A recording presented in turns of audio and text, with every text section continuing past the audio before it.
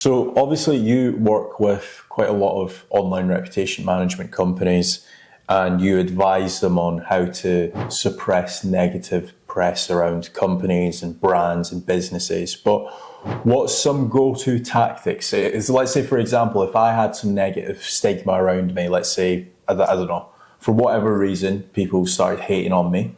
Maybe I decide to run for presidency, who knows? What would you do to suppress any negative stigma?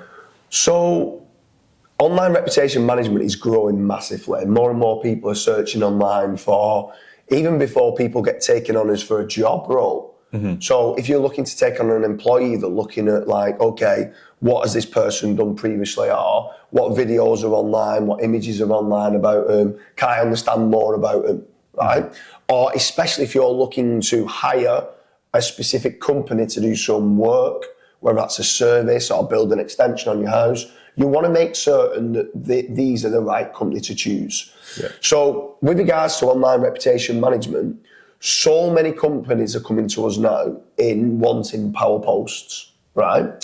Now, what they was doing previously was buying a lot of digital PR campaigns. The issue with a digital PR campaign is that it's not the wording on these articles, they're not specifically trying to rank in Google. They're not mathematically and scientifically putting the right entities in the right placements of the page.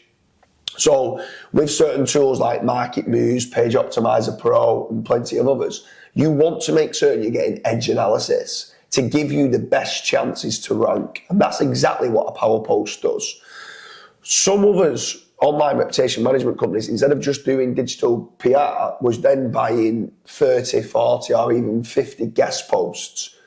But again, a guest post is an article written on a third-party website, but majority of the time it's a 500 or 1,000 word article, not trying to specifically rank in Google. Mm-hmm. I'll repeat, a PowerPost goes in and specifically tries to rank the articles to then suppress any negative articles that's out there. So just to dumb this down a little bit, right? Let's say, for example, if I was, like, prime example, you've had PR done for James Dooley, and you've landed in like Manchester Evening News and The Sun, the Daily Mail, stuff like that. But they never actually mention certain entities and certain secondary keywords to do with you. So am I right in saying that instead of like a normal digital PR campaign where it might say expert at fat rank, right? What a PowerPost would actually do is that article that's trying to rank for your name, it might mention certain entities about you. So like James Dooley would be your name, potentially your date of birth, potentially where you were born. Am I right in saying that that's kind of what you're saying with Page Optimizer Pro and Market? For sure. So like prime example is, right, let's say if you're using the example of James Dooley, right? Yeah. If I had some articles written in Manchester Evening News saying that I'm a great SEO, mm-hmm. right? But someone was then looking to potentially hire me as an SEO consultant, and they specifically go and type in James Dooley testimonials, James Dooley reviews, James Dooley case studies, right? Let's say those three terms that they might search for to say, all right, who are they? My Manchester Evening News article is just talking about who I am and what I've done. And in there could be some testimonials or case studies. But that page isn't specifically targeted to try to rank for James Dooley case studies, James Dooley testimonials, and James Dooley reviews. So that page then might only rank on position number 2 or page number 2 or page 3. So I want to try to get articles ranking on page 1. Mm-hmm. And it could just be that someone had a bad experience with myself.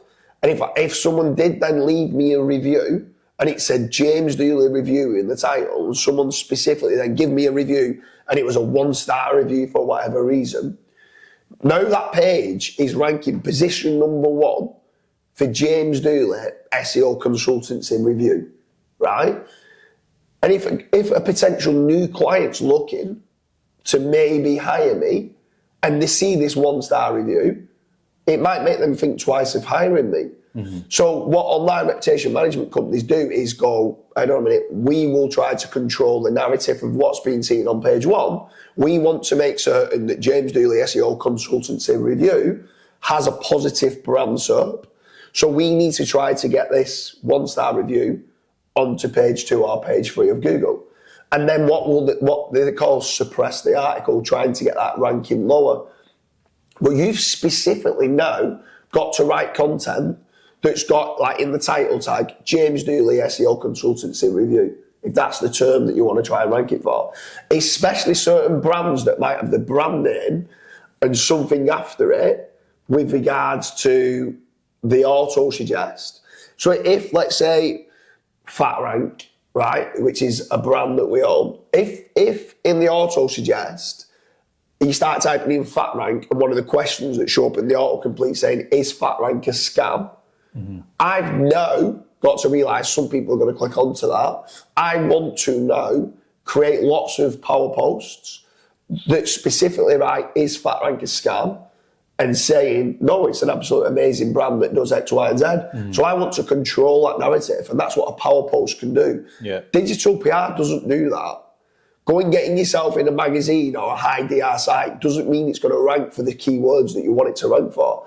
Going buying 20, 30, 40 guest posts and doing a scattergun approach in hope that one of them might start ranking isn't the right way of doing it. Strategically, get a PowerPost, optimize it to specifically rank for the keyword you want it to sink the negative press, get some tier 2 backlinks and get some engagement. That's exactly what a PowerPost does. So we've spoke about the content side. So the content is actually specifically going after LSIs and entities around whatever you're trying to rank. Yeah. And there's not really a set amount. So if the article needs to be 3,000 words, it has to be 3,000. If it has to be 500, it has to be 500. Let's talk about more of the off-page SEO, because there's also the off-page SEO element to power posting as well. So, and this is twofold as well, right? So powering up a page, generally speaking, majority of guest posts or digital PR campaigns, they're orphan pages, which means there's no internal link, so there's no power going through to that page. Forget the DR, the link is placed on a page, not on a domain. So you want to know what page level power that it's got. And if that page doesn't have any backlinks, it's going to struggle to rank. So if I can go and get several tier 2 backlinks pointing to that page, it's going to power that page up to increase rankings. It also, where the twofold part comes in, is if that's linking through to your brand, it also makes that link a very powerful link. It also makes that link, in my opinion, the best link that you can get, bar none, because it's powerful. It's relevant. You can't get any more relevant than it trying to rank for a keyword that you want your money site to rank for anyway. So it's powerful, it's relevant, and it's getting traffic. That's the holy grail, in my opinion, of link building. So from a link building standpoint, it's the best type of link you can get in having a power post. But then having that power that you're talking about and the behavioural signals, the off-page signals going to that page, Google's looking at that going, there's plenty of people visiting the page, sharing it on social media and linking to it. This page must be a good page, and therefore it gets better rankings. So many people are doing guest posts and they're orphan pages with no backlinks, no traffic, no social shares, and they're wondering why it's not ranking or why those guest posts are not giving any power through to the site. Yeah. But specifically for online reputation management companies, they're wanting to do it so they can control the narrative, suppress the negative press. And why take it to chance? Why go buy 30, 40, 50 guest posts? You don't need to. Just go and buy 10 power posts, not 50 guest posts. Yeah. It costs you a little bit more because you're doing that little bit more on the guest post in optimizing the content, hitting it with tier 2s and sending some social signals and engagement through to the page. But it's ranking for the keywords that you want it to rank for that then kind of lowers and suppresses the negative press. And that's why a lot of ORM companies, online reputation management companies, come to Searcheroo for power posts. And then I'm sure there'll be a lot of ORM companies that's watching this, and probably the next question that they've got is how long does it take?